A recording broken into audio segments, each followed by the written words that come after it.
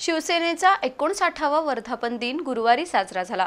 यानिमित्त कोल्हापुरातील राजारामपुरीत असलेल्या शिवसेना प्रमुख बाळासाहेब ठाकरे स्थळावर विशेष कार्यक्रम झाला। शिवसेनेच्या पदाधिकाऱ्यांनी स्वर्गीय ठाकरे यांच्या स्मृतींना अभिवादन केलं, तर प्रतिभानगर इथल्या शिवसेना फेरीवाला संघटनेच्या नामफलकाचं उद्घाटन आमदार राजेश क्षीरसागर यांच्या हस्ते झालं। शिवसेनेच्या 59व्या वर्धापन दिनानिमित्त गुरुवारी कोल्हापुरात विविध कार्यक्रम झाले।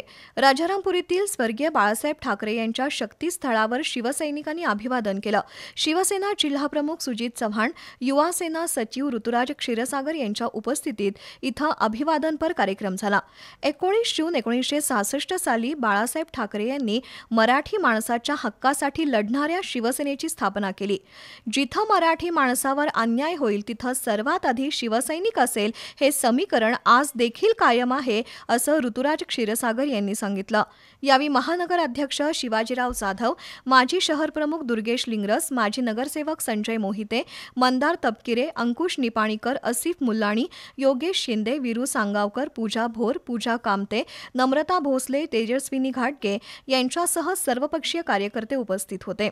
दरम्यान राज्य नियोजन मंडळाचे कार्यकारी अध्यक्ष आमदार राजेश क्षीरसागर यांच्या हस्ते प्रतिभानगरमधील शिवसेना फेरीवाला संघटनेच्या नामफलकाचं उद्घाटन झालं।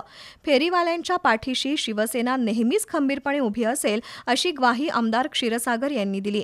यावेळी सोमनाथ घोडेराव, कमलाकर जगदाळे, टिंकू देशपांडे, क्षितिज जाधव, विनोद शिंदे, उदय धारवाडे, राजू हुंबे, तानाजी गुडाळे यांच्यासह फेरीवाले उपस्थित होते।